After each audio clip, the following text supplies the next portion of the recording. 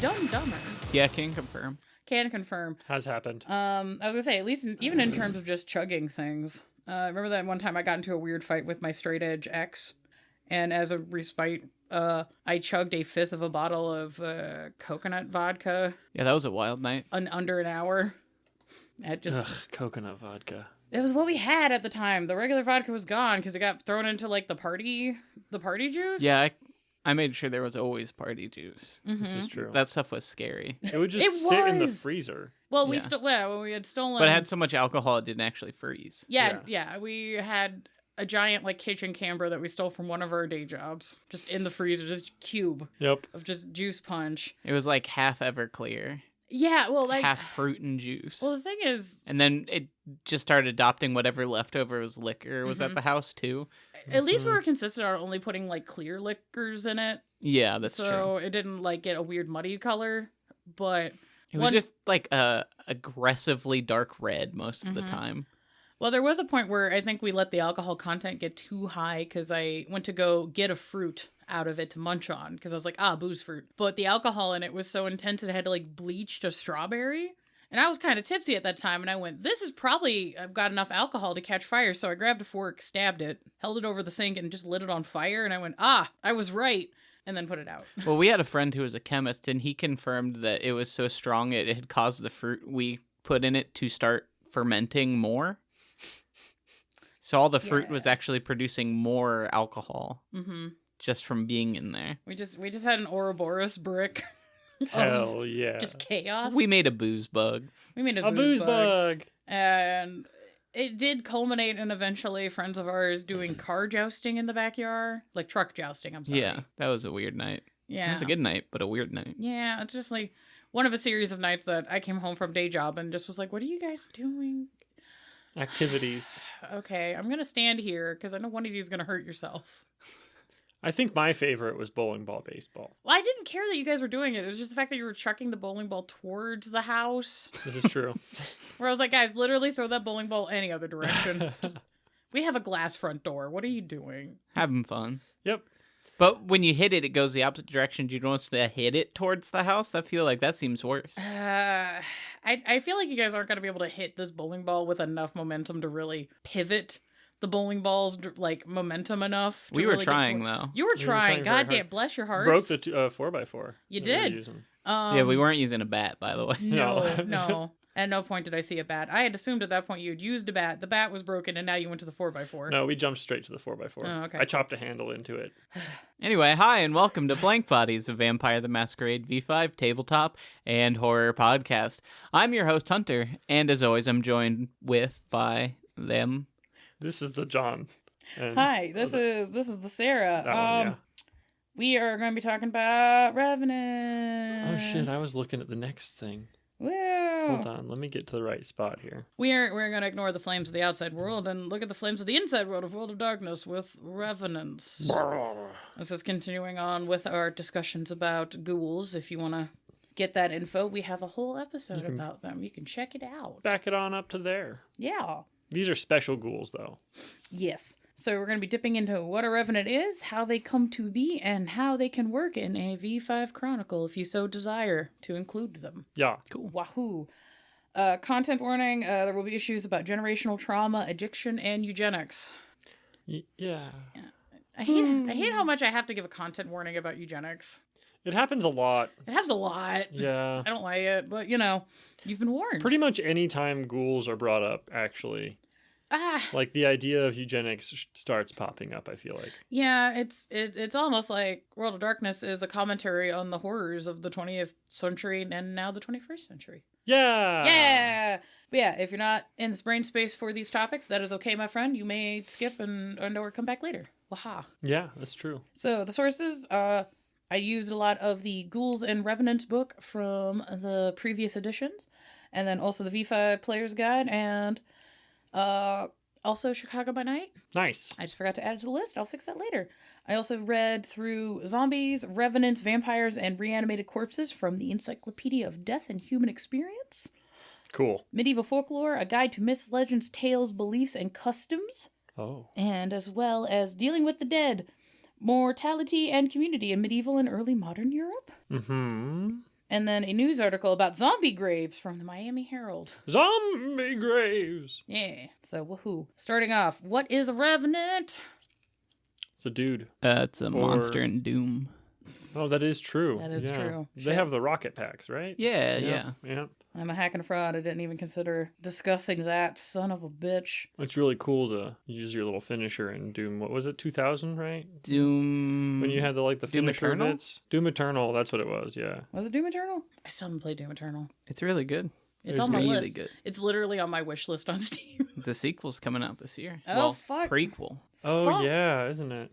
Doom Medieval, yeah. They keep saying that they're going to be going back to the more feel of just like you're a gorilla with a chainsaw kind of feel to I'm the here game. for it. Yeah. But one of the definitions that we have for a revenant is one who returns from the dead or a long absence from the Merriam-Webster Dictionary. Nice. So long absence means they don't even have to be dead. They could just be gone for a while and then they show back up. Yeah, that's why you have films like The Revenant with the DiCaprio and the bear. Oh yeah, that was a movie. It was a movie. Yep. I never watched it. It was all right. Yeah, I was just like, I don't. Do you like those movies where a guy has to fight against nature? Mm-hmm. You're probably gonna like that movie. Yeah, If you don't like that kind of movie, you're probably not gonna like it. There's other films that are like roughly in that time period that cover roughly those same film theory or themes that I'm like, I could watch that instead.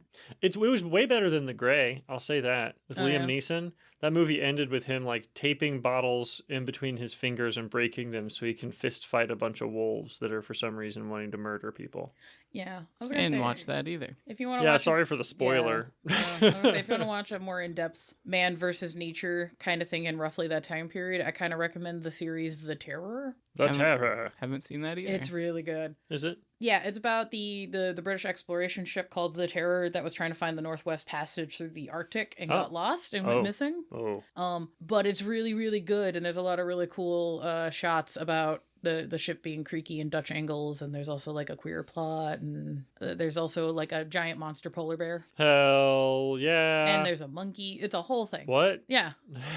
It's a whole thing. Monkey is not word that I expected to happen while speaking about a ship going through the Arctic. It's extra funny because the monkey's historically accurate. Oh my. They had a monkey on that ship when it went missing. Of course it did. Of course the monkey went missing in the Arctic. Yeah, with the British. With the British, yes, duh.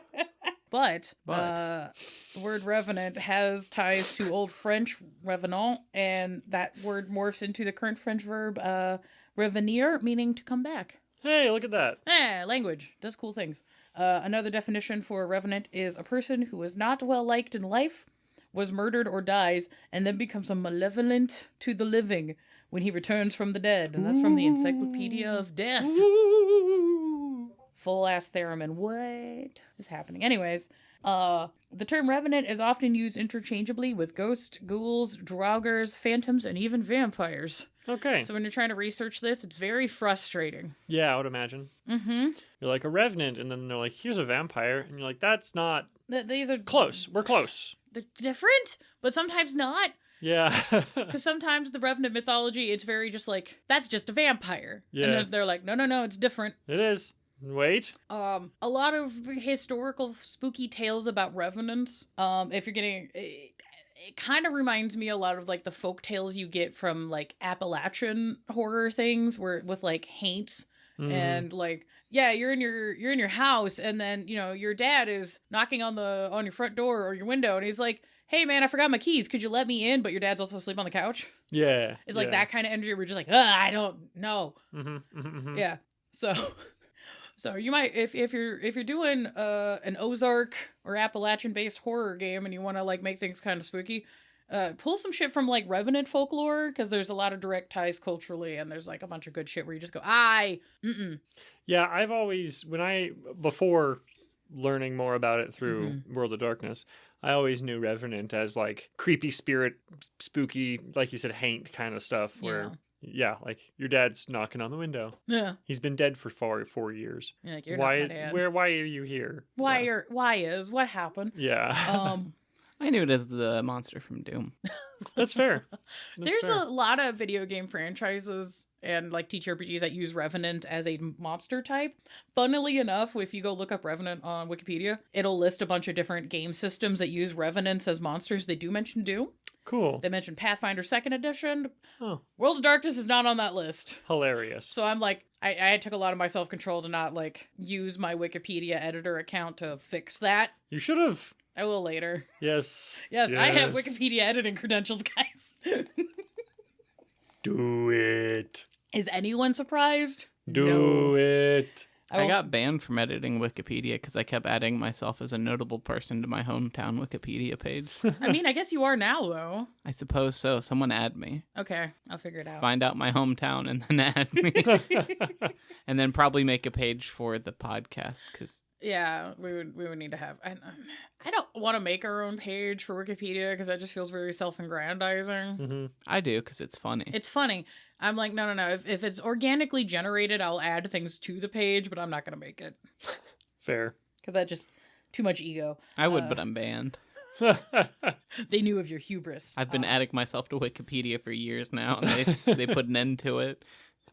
Speaking of hubris, revenants tend to be viewed more as Western European monsters as opposed to vampires being more tied in with Eastern European folklore.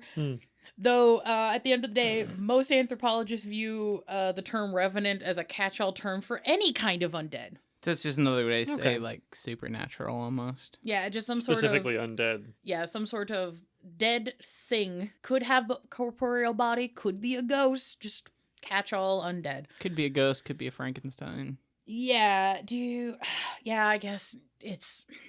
Do you guys... I for as small of a section as this whole thing ended up being, it's ate up like 2 days of my research life, just because I kept running into... Yeah, it's this, but it could also be this, but also this, and people disagree, and it's also this, and I'm like... Have you ever heard of this? I'm like, I'm gonna fucking... I threw things. It was only pens this time, though, so it's fine. That's good. That's good. I have a jar of throwing pens. Throwing pens. Various European cultures for centuries have expressed their concerns about the restless dead. They sure have. Oh, yes. They sure have. There's loads of graves across Central Europe that have been found to have traps to keep the body from rising again. Whether it comes to the fuckers just nailed down in his own coffin, bricks put in the mouth, removal of hearts. There's the infamous vampire grave where there was like the sickle put over the thing's head, so if he sat up, it would just decapitate him. Yeah. I just love the Looney Tunes logic of it. Right. It's so good. This goes further back into time. Ancient Rome was worried about this problem enough that they had a lot of documentation historically about them just being concerned about the restless dead coming back. And this included describing the process of dismembering corpses as a precaution. They're like, well, they can't get back up if they're in parts. I mean, the logic holds pretty sound. Yeah, I just find it just, there's just tons of historical documentation of ancient Romans just writing to each other in Latin, just being like, I don't know, man, that corpse is looking a little spry. Let's just go ahead and cut it apart. Yeah, let's just nip that in the bud. Though, kind of fun thing that happened recently. Archaeologists in Germany, in an area that's like 100 miles south of Berlin, have discovered a 4,200-year-old revenant grave from the Bronze Age Bell Beaker culture. Oh. This is like a Bronze Age group that was in Europe and then does eventually migrate into Britain. Gotcha. Which is kind of cool. This discovery is actually one of the oldest graves of this type found in Europe so far. Hell yeah. So Europeans just constantly being like, no, stay down, motherfucker. Like because the Bell Beaker culture is kind of notable for having certain types of grave goods as a specific Bronze Age culture. Right. And then when they dug this guy up, they went, they just put a big old rock on him. Just keep it down. You stay put. You can find photos of the archaeological site, which is cool, but yeah, it's very comical. It's just this ancient skeleton, and there's just a big old rock on his legs to keep him from getting legs? up. Yeah. So he can sit up. Yeah, he can't go anywhere. They're like, I think we nailed it down. I think we got it. Safe. So anybody who makes fun of people having really goofy D&D plans of like, hi guys, why don't we just tie a rope to each other? I'm just like, we've all been having these doofy Looney Tunes-esque plans forever. This is just how people are. It's great. I'm just looking at pictures of Revenant graves now. Yeah. They're pretty much... I know the way you described it made it sound like that was ink. It's almost all just they put a rock on the body. Mm-hmm. Like, I know the script said they use traps. The traps are rocks that are placed Well, on top of the body. sometimes the trap is they put a big metal spike in the limbs to keep them down, or through the chest, or they use like chains to like pin them down. Here's one. It looks like they put just like a metal post over the neck. Mm-hmm. Oh yeah, is that the sickle? Is that a sickle? Maybe, yeah. Yeah. Whereas like, if he sits up, it's like, oh, no head. I don't think that would work, but No, it's just very like, what? Like, imagine going to sleep and then waking up and there's just like a sickle, like, On saw your neck. trapped on your neck, and you're just like, well, I guess I'm just here now. I guess I'm laying down for a while. I feel like that would be a very mean thing to do to a vampire in game, just so you can find them asleep in the day, and you're just like, you know, it'd be a really good prank, bro. Just put a sickle over his head. It'll be great. It'd be It'll be great. He'll just wake up and just start screaming, and he's like, I pranked you, bro. Ha ha ha! What you gonna do? I have the keys. You gonna give me a boon to let you up? I'm like, it's so mean, but it's that would be fun to do to someone in game if you like torp them and then just put little traps for when they do wake up. feels like a very Malkavian thing to do. Yeah. Mm-hmm. I can see the wheels cranking in Hunter's head. It's concerning. Another definition I had for Revenants is a member of a family who has been magically altered and bred to naturally produce vitae. And this is from the Ghouls and Revenants book, page 10. Great. Now we're into the world of darkness. So I hope. there's right. So there are some fundamental differences between ghouls and revenants. So Please. for the breakdown on ghouls are typically recruited, whether by force or by free will, to partake in ingesting vitae. And by free will, it's you should really sign this contract, bro.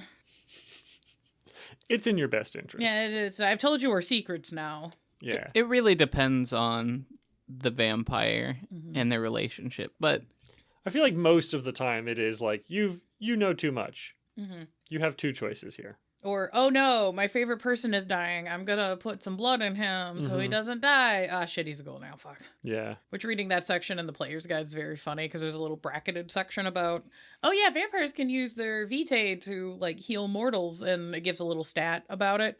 And then at the very end it says, by the way, when a mortal ingests a ghoul, or vitae, they become a ghoul. This first time, just by the way, FYI, it's just at the very end. No, That's beautiful. I was like, that's such a good little. That's mwah. Yeah. I love that. It's so funny. This vitae that they ingest will imbue the mortal with a fraction of vampiric power, making them exist between life and death. Ghouls all become addicted to vitae. Many will take on the trait of their regent's clan, although other vampiric issues will take on as time goes on, such as frenzy and other compulsions brought on by the beast. It is common for ghouls to become more twisted morally and mentally the longer they are in this state.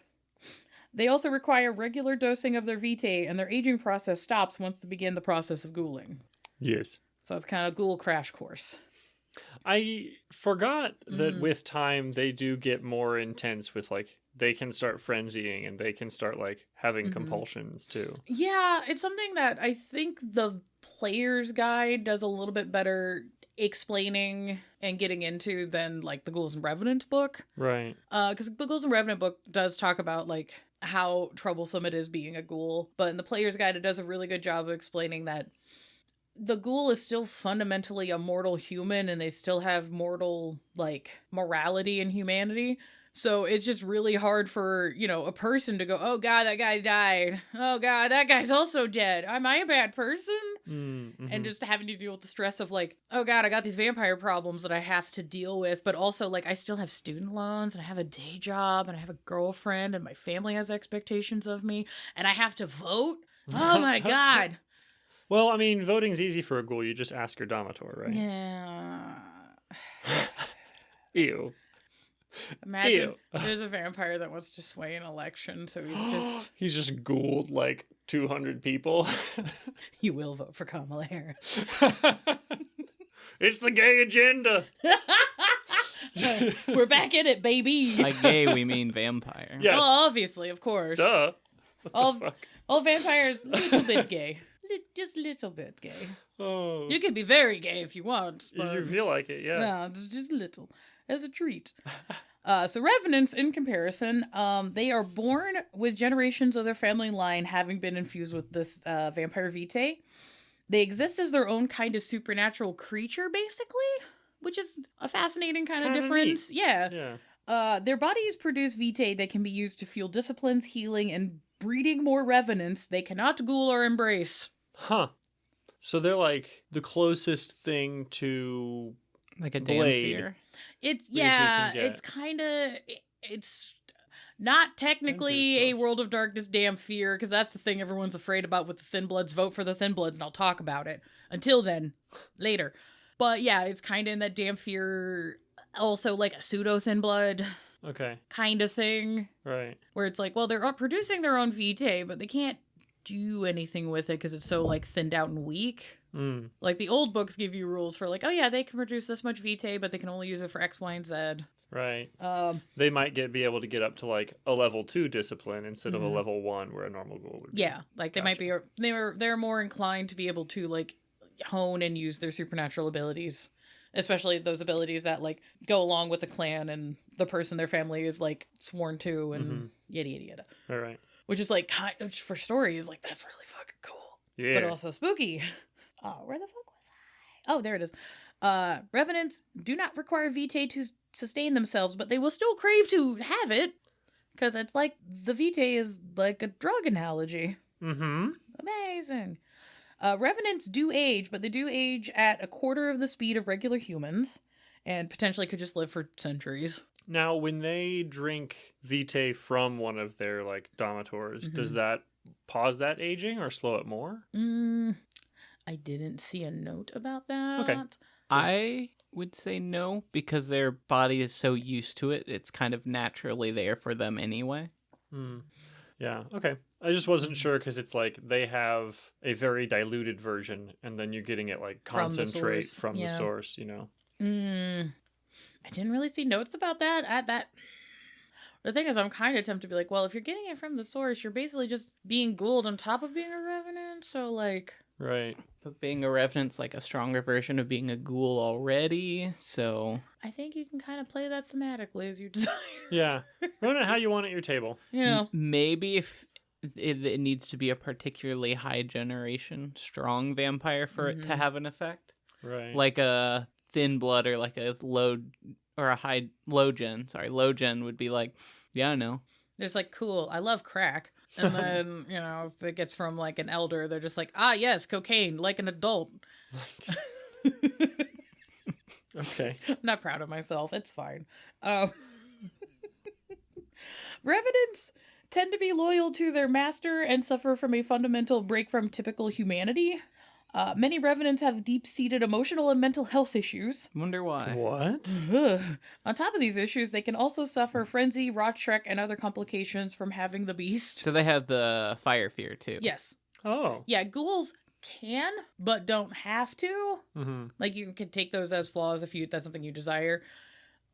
With revenants from particularly older systems, it's written in that, yeah, they just have this. This is just baked in. And I'm like, oh, that sucks for you, buddy. I kind of want to play a revenant. This sounds fun. It is super fun. Revenants tend to view themselves and others like themselves as superior to humans and will act as such. Interesting. I mean, I guess it kind of makes sense when you're like, quote unquote, bred to be, quote unquote, better than humans. But it's like, are you actually better, though? No, not at all, no. But I they, mean, you age at everything- fourth of the speed. You got Yeah, superpowers. Yeah. yeah, but you, like, are really, really... Okay, I'm gonna not say that joke. I started... You're just really, really into this, like, this one dude over here, but that's not a problem. Like, what are you talking He's about? not clearly the most evil guy ever, just No. wringing his hands. Look at him. Look at that guy over there. You see him? Yeah. It's a cool guy. He's literally standing in the corner of the room with underlighting. He has villain lighting. He's a cool guy. Look at him. And the definition from 5th ed is, revenants are a hereditary line of ghouls born with a semblance of vampiric vitae in their veins, but afflicted with a craving for the real thing. And this is from the, it is from the Revenant family lore sheet in Chicago by Night. My autocorrect fucked me. I'm sorry, everyone. It's on page 283 if you're curious to look that up in the book.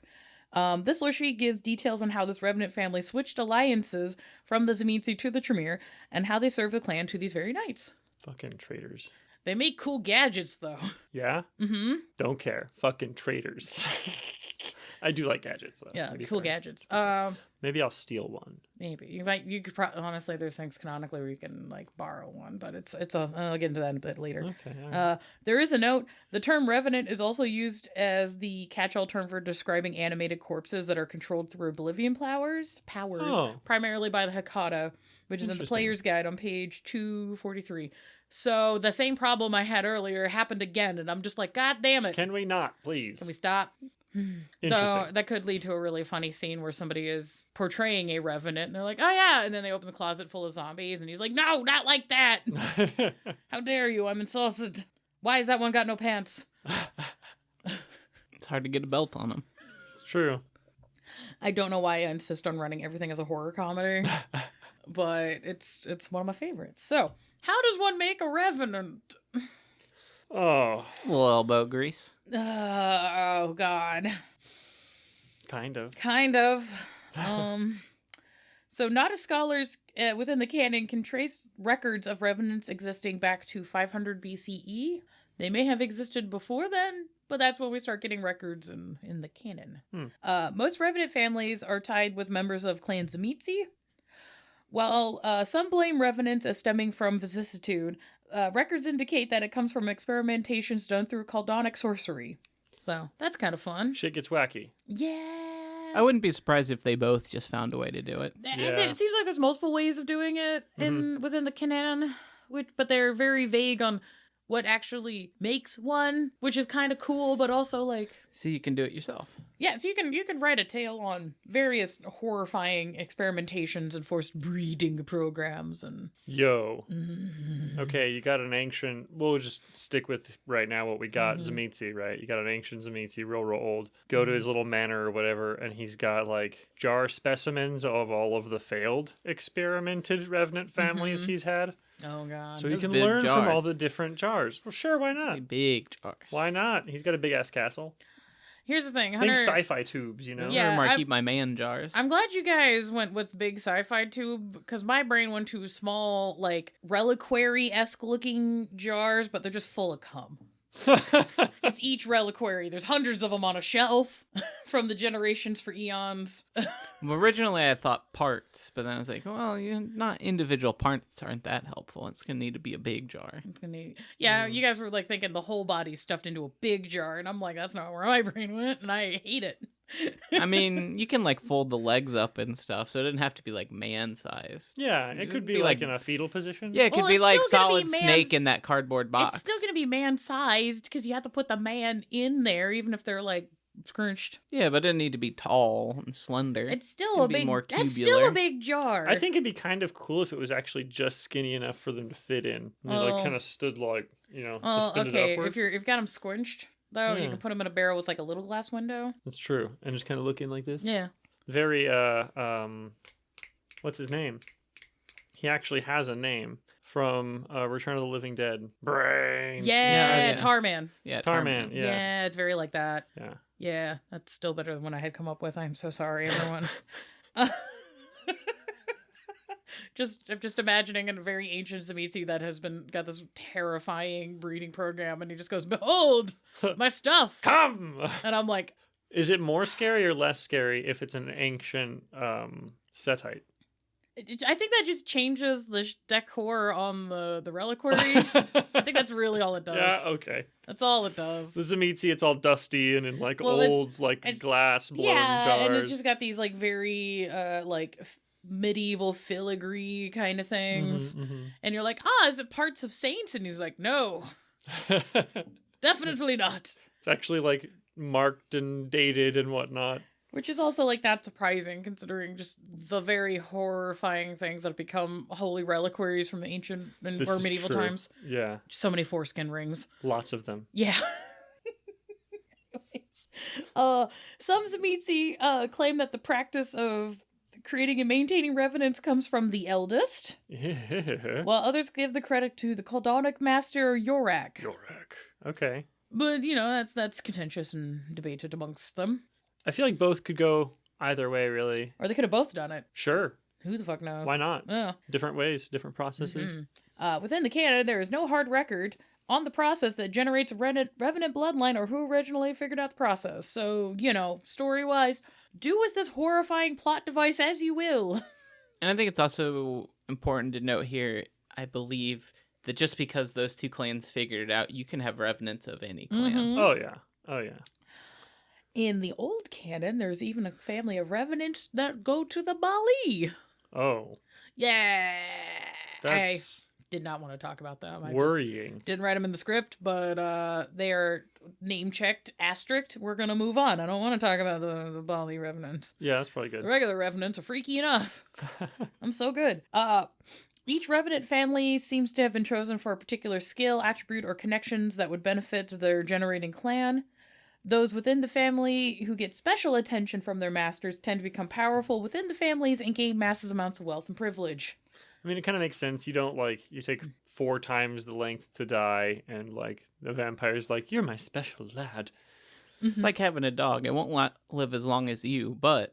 It'll live a while. Mm-hmm. You'll grow attached. Mm-hmm. Maybe. At the very least, you'll say, you did a great job. Let me give you a little pat on the head. And that pat on the head might be some blood. some blood or a house. Just, here's a sack of gold. Yeah, right. And it's like, I can't do anything with this now. Where do I cash in a sack of gold? You pay your fucking rent with it. Old psych. You did that once. Do it again. God damn it. You just take it to the cash for gold. Cash for gold. God, imagine having to go to the cash for gold place as a revenant with your leather pouch full of just doubloons, ancient drachmas. Yes. That your master has given you once every year or so, and the cash for gold guy's like, what the fuck? Where are you getting these? And you're just like, don't ask questions. I really like metal detectors. I went on holiday in Greece. Yeah, you keep going on holiday in Greece. It's a great island. You should really go. It's a lovely place. Yeah, we found it. Take a metal detector. We found it at my great-great-grandpa's stuff. I feel like you can only do that once. You just have to go to different cash for gold places. If you do it once, you should have enough money to pay rent for life, though. I know, otherwise but he keeps you're just not giving you thinking. bags of gold, and I'm like, what do I do? Just it's my closet where I keep my sacks of gold. I mean, I would probably do that. That would be a very unhinged revenant thing to do. Just be like, this is my gold closet. Also, it was a gift from your master. Hell yeah. You could have also to cherish that. You could also just melt it down. It'd be easier to sell a brick of gold than it would be ancient historical coins. There'd be less questions anyway. Well, depending on your revenant family, you could take 1 or 2 of those gold coins, donate them to a historical society, and then use that to vet people, for the gene pool. For the gene pool! That revenant family's not incested as much. We're getting into it. So, Yay. revenants in games. When you guys want to read this little quote, I thought it was good. Despite falling under the influence of a powerful entity, they are not extras or bit parts, but fully fledged characters in their own right, who are as equally as important to the narrative as the protagonists and the antagonists they serve. That's from Ghouls and Revenants, page 11. Yeah. Or 11. So while it's common to have ghouls, revenants, and other servant characters as side bits or ha-has, I think it's entirely valid for these characters to be major NPCs or PCs, depending on what you want to do. For sure. Yeah, I mean, it's just like a younger vampire. Mm-hmm. He might be easy to mess with, but his sire is not. Yeah. So you got to show them respect when they show up and start. Or, you can just have a character that's fully fledged on their own, and my current contemporary go-to is Guillermo from What We Do in the Shadows. He fits into that ghoul revenant category, and he's just like, man, I just want senpai to notice me. And then he goes through a whole story arc where he's like, you know what, maybe I don't need senpai. Maybe. Guillermo deserves so much better than Nandor, I swear to God. But I've also not caught up on season 6, so there might have been developments. Maybe Nandor learned a lesson or two. Here's to hoping. Yeah. Yeah, I'm also behind, so. Yeah. But I'm incredibly behind. Mm-hmm. I think I've watched season 1. Yeah. Well, there's also Castlevania is also another show where there's servitor characters that are fully fledged and have a lot going on with them and actually have major influences on the plot of the goddamn show. Yeah. Yeah, so if you want to explore those kind of characters and tropes in your game, I recommend it. And the good news is, Mm-hmm. previous editions had rules and sheets for running ghouls and revenants at the table, and so does V5. Yeah, thank you, Hunter.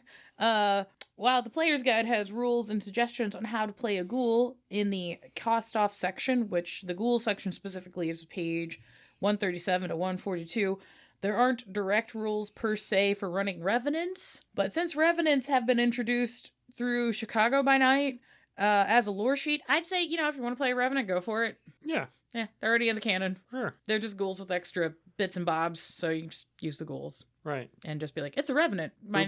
Gonna have to work on some stuff with your STs and stuff, but I think it's completely doable and should be a fun and cool thing to do. It'd be kind of a cool Oops All Revenants game. Dude, would be neat. A whole Oops All Revenants game would be really funny. The question would be, would you want to be all from the same Revenant family or different Revenant Being families? forced to work together for some reason. Yeah. That'd be fun. And, there's some people that might enjoy, like, a family drama game. Right. You know. You're all the same family and you're competing for who's senpai's favorite. Yeah.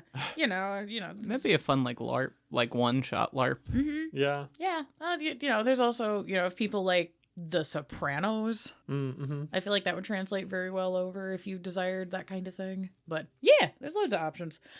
Things I thought would be worth considering if you're wanting to make a Revenant character in 5th ed is there is the first dot on that Revenant family lore sheet. It's called Nourishing Blood.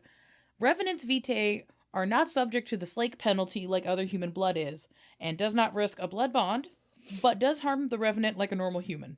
Yo, so that's big reason to have these for super old, high blood potency vampires. Mm-hmm. You can be like, well, I can eat you and I don't have to eat another vampire and risk a blood bond. Yeah. And also I don't have to, Revenants are more filling. It's like they have fiber or something as opposed to. They're higher in protein. Yeah. Right. They're more nourishing. It's like, when you have rice and beans as opposed to just rice. Mm-hmm. Mm-hmm. Gotcha. Nice. And I just think that's also an interesting just mechanic. Mm-hmm.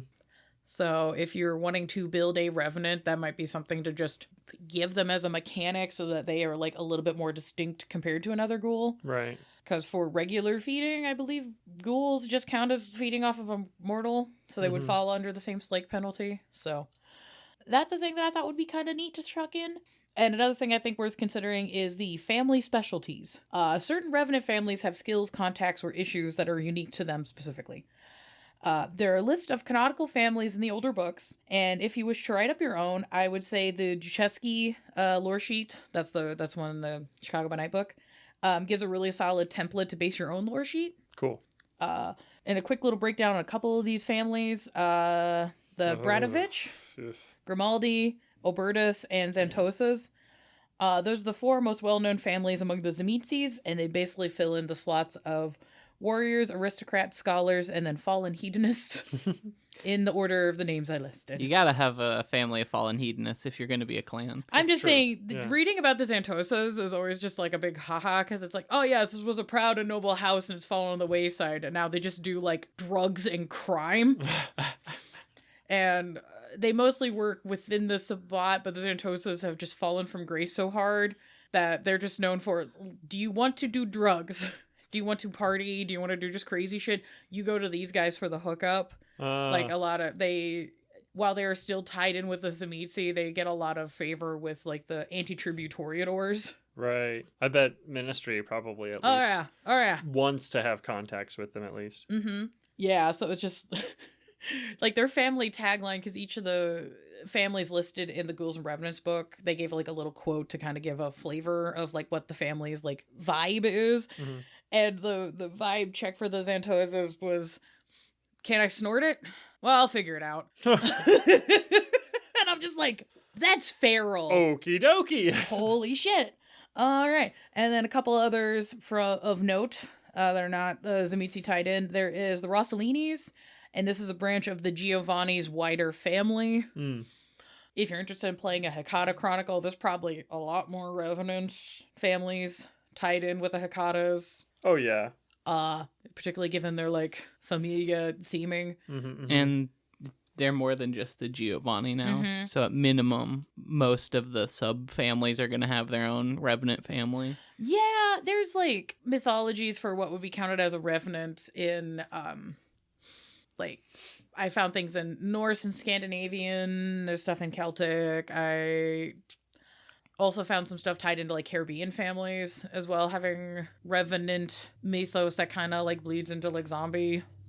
So I'm like, yeah, I dig it. I there would be reasons why various portions of the Hecata would have their own revenant families, but the Rossellini is like the big one that gets mentioned. And that family has special abilities with being able to like perceive the dead and things like that. Cool. Which is kind of metal. There's also the Chosen. This is a revenant family who was bred to serve Anushi Rawan, who is a Ventru elder and is Prince of Yaros, which is an island in Greece. All right. Yeah. As far as I can tell in the canon, that Ventru elder is still kicking and is still Prince of that island in Greece, and they basically ghouled the entire island. Oh. And then have their special like little revenant family. Mm-hmm. And they run a pretty tight ship on that island, and they have a lot of really high rankings in the Camarilla, and they'll like lend out members of their revenant family to like others in the Camarilla to do special jobs. Huh. But they haven't disclosed that they're revenants. So people in the Camarilla just think there's like, you guys have some really good ghouls. Hell yeah. Huh. Interesting. I appreciate the boon and motive for your support, and da-da-da-da. Yeah. And then this little psycho revenant is just like gathering all these details and sending them back. It's reading about it was wild. That's fun. Getting even more wild, there's the Katayamas. And this is a experimental and very, very, very new revenant family that was started by Dr. Douglas Netchurch, who is a Malkavian. Oh. From a research project that he was able to successfully achieve by borrowing Ducheski from the Tremere. So he just took one of their revenants and like, I can turn this into my own. He was exploring and researching the phenomena of ghouls and revenants on his own, and he was trying to make his own. But he was only able to do it successfully with the borrowed Ducheski. So it's one of those... How do you do that? How did what? Yeah, they don't really give a lot of details, but it's also like... What? Yeah. So now there's a newer canonical Malkavian revenant family just around. That's kind of worrying. Yeah. The reason part of that is worrying is the note we're going to be talking about real quick, which is please be sure that you discuss the power dynamics and issues that a revenant may force at the table, and make sure that these are good to go with everybody's, lines, veils, and check-ins and all that kind of shit. Taboo behaviors such as cannibalism, incest, necrophilia, zoophilia, and other edgy topics have been written as common occurrences within revenant families in previous editions. It has big Texas Chainsaw Massacre or Resident Evil 7 energy. Like, when you read these things, you're just like, Yeah, Texas Chainsaw with money is like my first thought. Yeah, if you want a really big, like, this is what's happening, go read about the Brodoviches. Ugh. I love that in the Ghouls and Revenants book, when they go into the section discussing the various Revenant families, they have an illustration of an example of a family member. And the one for the Brodoviches looks like the oldest, like an older cousin of, those girls from Ed, Ed, and Eddie, the Kanker sisters? Mm-hmm. She looks like one of their older cousins. like capried jeans that are like super low rise with like thong hanging up and just like the weirdest like batshit trailer park like side cut haircut. And yeah, they're not described as mentally well at all. Not even the tiniest bit. No. Yeah, so depending on how toxic and deranged you want to play your Revenant and the Revenant families, that might be a and by might, I mean absolutely should be a discussion of calibration, because it can go, oh no, very quickly based on just what's been written previously. And, there are some folks that are gonna be like, yeah, let's just go real crazy with this, and real, like, House of 1,000 Corpses, like, that whole family group, if you want, but with money. God, imagine if they had a budget, or, Whoa. One of the first lines is the Brodoviches they specialize in training ghoul-bred dogs. Just interesting. Yeah. Ghoul-bred dogs. Like, another family dynamic that I think would translate really well for like a revenant and their family is the Gecko brothers from Dusk Till Dawn. Okay. Where like neither of them are mentally well. One is definitely way worse. Yes. God damn it, Quentin. I know his character's name's Richie. But every It's time I watch Quentin. that movie, I'm like, Quentin, stop it.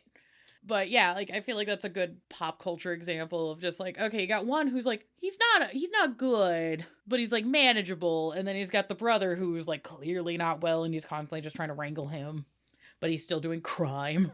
Yeah, so make sure you touch base with folks, because particularly when you get involved in things with like family traumas, that can hit, not trying to make a pun, really close to home for people, and want to be respectful of your homies and the brain spaces. Yeah. Yas. So, also, depending on the vampiric master the family works for, there could be a lot of pressure on dating and marriage, which leads towards people being viewed as a breeding stock of sorts by vampires and the other revenants. Which is another layer of like, could this be an interesting plot line? Yes, absolutely. Are there people that have to deal with familial pressures around like dating and marriage and da-da-da-da? Yeah. And some folks, that might be a real upset spaghetti for them and they don't fucking want to deal with that. And other people are just like, fuck you, dad, I'm gonna marry this guy because I love him. They're like, no, we need you to marry this other guy because you two need to fuck. Because we need that baby. Mm-hmm. You know what would be the perfect Revenant movie? People Under the Stairs. Yeah. Yes. Oh, Uh-huh. God. Also, just watch People Under the Stairs. That's It's a great true. movie. It The is movie's so very fucking good. good. Yeah. Yeah. So yeah, those are my major kind of like, hey guys, like trigger warning things, because it's like, yeah, I could spend time going into just like, oh yeah, these guys and they're so edgy and they do these things and there's just a lot of, search terms on Pornhub, things happening in the plot. I don't need to read that to you guys. If you want it, cool, it's there. You have access to it. There's other folks that are just like, I just want to play a scrungly little weird guy that's got a little fucked up family that we just have superpowers and we're kind of evil, but we're all like just weird scrungly guys. Yeah. I believe we talked about it in the ghoul episode, but I believe I remember reading about there's at least one Revenant family that became independent and decided to start working with hunters instead. Yeah, you could do that. So the Revenant family doesn't necessarily still have to have a sire. From what I understand, they can operate completely independently. I mean, we know that one defected to a different clan, but they could defect to no clan if they really wanted to and had the power structure. Yeah, that's kind of the danger of having revenants as opposed to ghouls, because ghouls are directly addicted to their dominator. Revenants, because they're able to generate their own vitae, they can act on their own, which could lead to, if you have a game, let's say like a Cam City, where they're really cracking down on the masquerade just because things have gotten so hot, they might have to like change the rules where, hey, revenants are not allowed unless they are being ghouled and we have a way to track them, and and that could lead to all sorts of political intrigue and fighting and issues, and that could just be a whole chunk of a chronicle right there. I also like the idea of what I was thinking was a Revenant family that has enough influence and power that they have to be recognized by the Anarchs in a city, because it's like, well, shit, those are the Revenants are like the most influential people we have. So like, Oh, that'd be super funny. the power dynamic there would be insane. Yeah, another kind of insane power dynamic. It could be there's a revenant family in city and they're acting on behalf of their master, but their master is either so old he's just in a prolonged torpor, or he's just fucked off somewhere else. And for him, he's gone for 50 years, and that's like nothing. But Yeah. for the family, it's like, that's not even a generation. long That's a en- quarter of their life. It's still long enough to be a pain in the ass. Quarter to an eighth, I guess. Yeah. So they're just like, okay, mom went to bed. We don't know when she's gonna get back up, I guess. Well, we've got to maintain the estate and their power holdings and everything, so these revenants are having to play the vampire chess pieces on behalf of whoever. But they can go out in the sun. Neat. Neat. I can go out. God, doing politics as a revenant is also terrifying. You're just like, yeah, no, I get it. You can snap me in two, and that's fine, whatever. But like, I can go into your house during the day, and And I bet I can kick your ghoul's ass, so... Yeah, and if I go missing, there's like a deranged multi-generational family behind me that will swarm like hornets. And also, I just like the thread of like, sure, I'm not that intimidating, but what happens if I have to wake up the Count and Countess? Yeah, they actually gave me a date and time to wake them. I set a timer. And if I have to get them up early, they are going to be grumpy. Look, they've had to go to Prague. It seems like they're doing a third council. They really got to stop doing conclaves. Every time they do a conclave in Prague, it goes poorly. But here we are. Do you really want me to tell them to turn the jet around? Turn the jet around. Wow. Okay, you're that incompetent. Interesting. I'll report that. Takes out notebook. Writes down. What was your name again? How do you spell that? Is it one I? Yeah, I'm just like, God. I'm just like, if you feel like playing a regular ghoul is not batshit enough, you want to be a revenant? There you go. You want to be extra crazy? I really do want to try and play a revenant just because I like the independence that it offers over a ghoul. I mean, it's still gonna kind of suck, but at least like for roleplay reasons, there's a little bit more. It's like a give and take thing because it's like you're not as directly addicted because of the vitae, but you also are having to deal with like the family pressure. Yeah. And yeah, the entire family is going to be like, no, we serve so and so. They've taken care of our family for centuries. Right. Like, you have an honor and a duty to do. Do you want to disappoint your mother? Right. She's rolling in her grave. Very literally, you can hear it. She likes it in there. It's dark. But yeah, any final thoughts, questions, concerns we have about the Revenants? I do think it'd be a lot of fun to play a Revenant in a game, especially a Oops All Revenants game. It'd be a lot of fun. I just love Oops All Whatever games. Yeah. They're super fun. Uh-huh. But yeah, even if it's just a one-shot, like, I feel like you could have fun if you're having a chronicle and you're kind of hitting like a weird writing burnout. Running a one-shot game where you're playing everybody's like ghouls or revenants together as like a beach episode could be super, super fun. Yeah. It's like, okay, everybody, you're sat at the table. You're gonna play the ghoul to the player of your left. It's like, no, you're not playing your own ghoul. No. Can't happen. That would be silly. So you're gonna Yes. play each other's ghouls. Love it. And then we're just gonna have like a little side episode for our session. That's I'm like, so that silly. could be super fun. And just whatever shenanigans they get in, that affects the plot when you go back to vampire mode and everybody just comes back and goes, what did you do? Why? Why did you think that was a good idea? I was like, I just wanted to help you. Sad kicked puppy noises. It's like, oh, buddy, you think I can't be mad at you? I definitely can. I'm somehow more mad. You thought the sad puppy noise was going to work on me. Rude. You remember how low my humanity is? I gave up on it. Ages ago, before I even had you. Before I even had you. But thanks, Paralyze, for music. Yeah, hey, thanks, man. Hey, thanks, Yeah. bros. If you like their sounds, you can hear more of their sounds on the Bandcamp. It's true. It is they true. go boop boop be doop. They do, boop, boop, doop. We also exist on Instagram at blankbodiespod. We're also on Blue Sky at blankbodiespod and TikTok at blankbodiespodcast. I'm trying to get the spoons to do more things. If you want to join our community Discord, I'm trying to stream every Sunday where I'm showing how I'm doing the citations for the master research document. It's fascinating. It is kind of fun because I am pulling up the information on the old books that I use for sources, so we get to like talk about that, and occasionally we've gone on a side tangent because I've pulled up the old book and I'll go, that's a weird thing, what is this? And then I just live go down a rabbit hole with the listeners. That's fun. Yeah, it's a good time. We're doing that on Sundays. I'm trying to start those at like 8 p.m. Eastern. Occasionally I've had to reschedule because my health is garbage, so I'm sorry, but I'm doing my best. Wahoo. Huzzah. If you want to support us, we do have a Patreon. Thank you for the monies. It's been super helpful. We've been upgrading some gear and equipment to improve the quality of the show. Huzzah. It's also allowed us to buy books for research, which we've added to the master research document. Huzzah. Huzzah. And hopefully we'll continue to expand things further for the show.